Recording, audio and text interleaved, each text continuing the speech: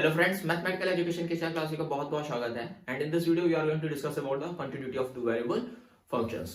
Okay, हम लोग multi variable functions के टॉपिक को डिस्कस कर रहे हैं। बेसिकली हम लोग ने कहा था कि हमारे सेंटर पे टू वेरिएबल फंक्शंस होंगे, but you can generalise all the concept for more variable functions means which have the more than two variable functions. So today's our topic is continuity of two variable functions, means how do we define and how do we can check the our any given function is continuous at any point or not. तो देखिए basically यहाँ पर हम लोग उसकी definition देखेंगे जो कि बहुत देखिए लिमिट ऑफ फंक्शंस हम लोग डिस्कस कर चुके हैं. तो जैसे आप जानते हो वन वेरिएबल फंक्शन होता था, वैसे ही सिंपली कंटिन्यूटी के लिए बहुत कुछ नहीं बचता है थ्योरी में. जस्ट अब बचता क्या है, अब हम लोग यही देखेंगे कि किस तरीके के क्वेश्चंस आपके सेमेस्टर या सेमेस्टर एग्जाम में पूछे जा सकते हैं. So basically what is the definition for two variable functions continuity? So it is saying that if you have any function which has two variable x and y, this function is said to be continuous at point x0 comma y0. x0 comma y0 is any point if simultaneous or double limit of our function at that point equal to functional value at that point. Simple चीज है कि हमारा function किसी भी point पे continuous होगा if उस point पे फंक्शन की लिमिट उस पॉइंट पे फंक्शन की वैल्यू के इक्वल हो जाए. ओके, और एप्सिलॉन दैट डेफिनेशन आप इसकी कैसे डिफाइन कर सकते हो? जैसे epsilon that definition was saying that is less than epsilon implies that you can say that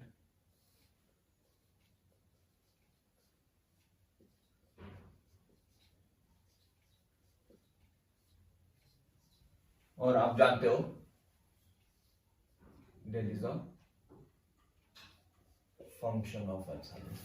देखिए डेफिनेशन को थोड़ा शॉर्ट फॉर्म में लिख दिया है कि for all epsilon there exist a delta, means there is the function of epsilon such that your fxy minus l is less than epsilon implies. इस केस में हम कहते थे कि l is the limit of our function f, but अगर continuous show करना है तो ये l क्या होना चाहिए? l must be equal to functional value. Means if अगर हम लोग शो कर दें कि the functional value at that point is the limit of your function at that point, it means our function is continuous at that point. यहां पर second condition भी होती थी x minus x0 is less than 10 and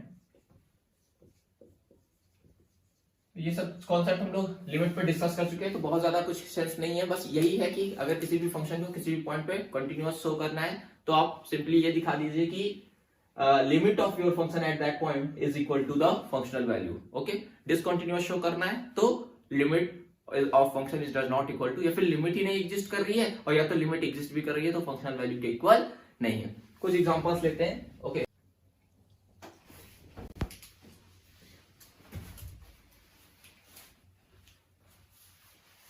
तो लेते हैं first example.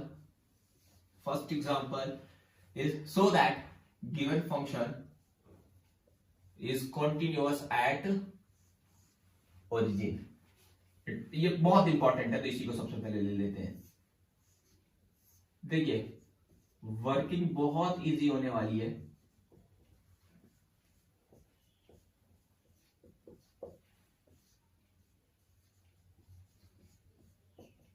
बहुत easy working होने वाली है. ठीक है, आपको शो करना है कि this given function is continuous at the origin. Origin means 0,0.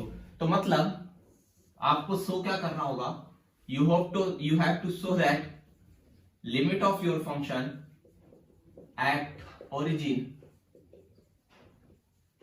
is equals to the value of function at origin means 0. ये आपको यहाँ पर शो करना होगा for showing it continuous at the point 0,0. तो देखिए फंक्शनल वैल्यू आपके पास है. ओके, लिमिट की जब भी हम बात करते हैं, लिमिट पे हमारा जिस पॉइंट पे हम लिमिट निकाल लेते हैं हमारा उस पॉइंट से कोई लेना देना नहीं होता. हमारा लेना देना उसके नेबरहुड्स पे होता है, मतलब other points which are neighbouring to our point, जो अपने पॉइंट के नेबर में होते हैं अदर पॉइंट्स उनसे. तो मतलब एक्स वाई, देखो अपने फंक्शन की value x comma y origin पे 0 है और अदर देन द ओरिजिन ये है. तो लिमिट निकालते वक्त हमें इससे तो कोई मतलब होने वाला नहीं, हमें कंप्लीटली इससे मतलब होने वाला है. तो हम लोग इस फंक्शन की 0,0 पे लिमिट निकालते हैं. ओके, तो स्टार्ट करते हैं अपने वर्क को, लेके चलते हैं ये फंक्शन और इसकी लिमिट निकालते हैं कहां पर, 0, हालांकि ये क्वेश्चन हम लोग पहले भी कर चुके हैं और लिमिट हमें दिखानी कितनी है, लिमिट दिखानी है 0। तो ये क्या आ गया, F x y minus L equal to,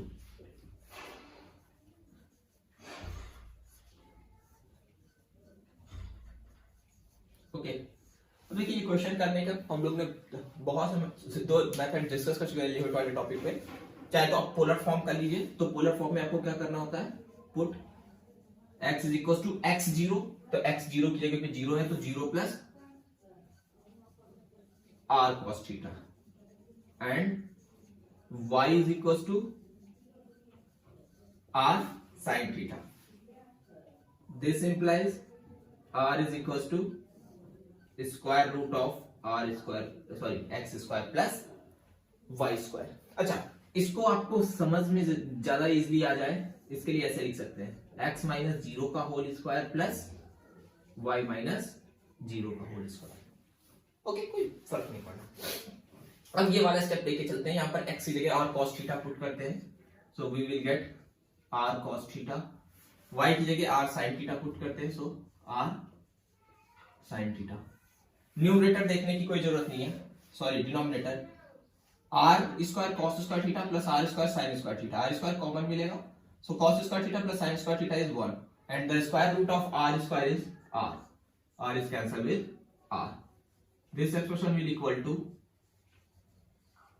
चाहे आप यहाँ पर 2 से मल्टीप्लाई 2 से डिवाइड कर लीजिए या फिर सिंपली ऐसे, the maximum value of modulus of cos theta and modulus of sin theta is 1, so we can write it is always less than or equal to r, इनकी maximum value 1 हो जाएगी। okay, now modulus of r is less than, sorry, now when modulus of r या फिर r is less than del, where del is greater than 0 any real number, तो अगर r is the less than del है तो modulus of r is always less than del, okay, क्योंकि ये भी positive है और पॉजिटिव के मॉडुलस से कोई फर्क नहीं पड़ता।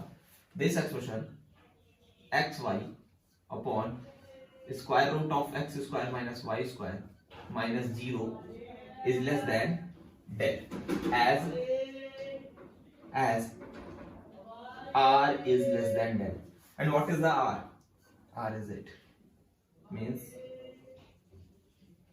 as x माइनस 0 का square plus y minus 0 square is less than del।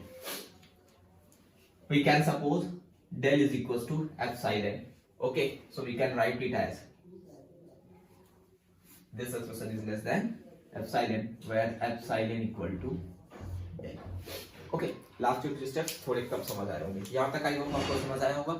Then we consider if r is less than the del, strictly less than the del, and it is nothing, it is the just a polar expression of your this expression, so this expression is also less than the del, and we suppose del is equals to epsilon, it means this expression is less than del, where del be any positive real number, okay, so if del is any positive real number then epsilon is also limit, as r is less than del and r is nothing but this thing, and it is the condition for our limit, ये हमारे limit की condition हो गई, and this condition is satisfying when your del is a function of epsilon। del यहाँ पर epsilon का देखिए function है, del is equals to epsilon means del is a function of epsilon and satisfying this condition it means the limit of our function at origin is 0, और ये अगर हम लोग ने प्रूफ कर दिया तो मतलब our function is continuous at 0, 0। I think ये बहुत सिंपल सा मेथड है, ओके। अनदर एग्जांपल लेते हैं,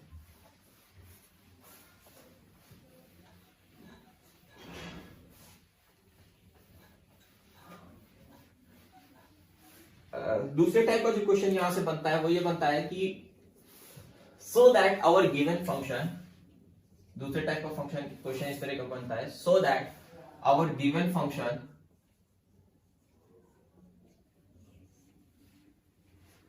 गिवन फंक्शन, ये भी अच्छा क्वेश्चन, अच्छा नहीं मतलब इंपॉर्टेंट क्वेश्चन है, अच्छे क्वेश्चन तो बहुत होते हैं बट जो आपको समझ आ जाए हम लोग वही एग्जांपल देते हैं।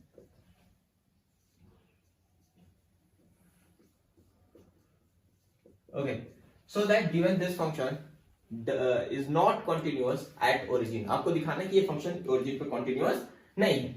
देखिए ऐसे क्वेश्चन जब भी एग्जाम में आते हैं तो मोस्टली इन क्वेश्चंस का एक ही ऑब्जेक्टिव होता है कि इनकी ओरिजिन पे लिमिट ही नहीं एग्जिस्ट किया करती। देखिए डिसकंटिन्यूअस होने का दो तरीका है, एक इस पॉइंट पे लिमिट ही ना एग्जिस्ट करे, दूसरी चीज लिमिट एग्जिस्ट करे लेकिन लिमिट फंक्शनल वैल्यू के इक्वल ना हो। If limit is existing but does not equal to functional value, then this kind of discontinuity says that removable discontinuity, ठीक है, मतलब ऐसी रिमूव की जा सकती है। कैसे रिमूव की जा सकती है, आप फंक्शनल वैल्यू चेंज कर दीजिए। वैसे भी क्वेश्चंस आते हैं, आप कर लीजिएगा सिंपली, मतलब वो फंक्शन ऐसा देंगे जैसे वो मान लीजिए ऐसा एग्जांपल ले लेते हैं, limit x, y approaches to 2, 1 2x plus y, okay, ये आप फंक्शनल वैल्यू निकालिए तो x की 2 और y की 5 आएगा, ठीक है। वो आपको ऐसे फंक्शन डिफाइन करके देंगे कि इसकी f1, 2 दे देंगे 6, तो आप देखिए लिमिट आई 5, फंक्शनल वैल्यू आई 6, means our function is discontinuous. But this kind of discontinuity can be removable अगर हम क्या करते हैं f12 इक्वल टू 5, ओके। हालांकि ये बहुत इंपॉर्टेंट टाइप का क्वेश्चन नहीं है, बेसिकली इस पे आते हैं, यहाँ पर फोकस करते हैं। देखिए इन क्वेश्चंस को जब भी आपको डिसकंटिन्यूअस, वो स्ट्रिक्टली आपको क्वेश्चन में पहले ही कह देंगे कि so that our given function is discontinuous at that point, तो आपको क्या करना है, ज्यादातर इस फंक्शन को लेना है, लिमिट निकालनी है। लिमिट निकालने में हमने पहले ही कह रखा है कि जिस पॉइंट पे आप लिमिट निकाल लो उस पॉइंट से आपका कोई भी लेना देना नहीं होता है, जबकि आपका अदर पॉइंट से लेना देना होता है। तो लिमिट के लिए आपका जो फंक्शन होगा ये वाला होगा, ठीक है। इसको अगर आप शो कर दो कि इस पॉइंट पे आपके फंक्शन की लिमिट एग्जिस्ट ही नहीं करती, लिमिट एग्जिस्ट ही नहीं करेगी तो फंक्शन कंटिन्यूअस हो ही नहीं सकता, क्योंकि कंटिन्यूअस होने के लिए फर्स्ट कंडीशन है कि limit needed to be the exist and it will equal to the functional value at that point, ठीक है। तो देखिए कैसे करते हैं, तो ये वाला हम लोग अपना ग्राफ लेके चलते हैं, ठीक है। अबाउट पूरा होमोजीनियस टाइप का, तो y is equal to mx। ये भी क्वेश्चंस कैसे करते हैं हम लोग डिस्कस कर चुके हैं। So limit y equal to mx, so y गायब हो जाएगा, limit x approaches to 0, okay, और y की जगह पे mx रख देंगे, x square minus m square x square upon x square minus sorry plus m square plus x square, limit x approaches to 0, 1 minus m square. Clearly we can see that the limit of our function at that point is totally depend on the m, और m जो होता है वो हमारे different paths create करता है for reaching at the origin पे reach करने के लिए m जो है, देखिए m क्या है, m is the slope of the line, slope change होगा तो लाइन चेंज हो जाएगी, मतलब पाथ चेंज हो जाएगा ओरिजिन की ओर, और आपकी लिमिट m पे डिपेंड करती है, मतलब अगर आपने m की वैल्यू 1 रख दी तो आपको लिमिट मिलेगी 0, अगर आपने m की वैल्यू मान लीजिए 2 रख दी तो आपको लिमिट मिलेगी समथिंग इन नेगेटिव। तो मतलब for the different paths your limit is different, it means at this point the limit of our function is not existing. तो यहां पर हम सीधे लिख देंगे it is did not exist, and if limit of your function at this point will not exist, so how to our function can be continuous, so मतलब so means our function is discontinuous at that point। तो ये तो continuity की बात थी, हालांकि बहुत ज्यादा कुछ नया नहीं सीखा है इस वीडियो में हम लोग ने। नेक्स्ट टाइम हम लोग पार्शियल डेरिवेटिव लाने की कोशिश करेंगे। Thanks for watching.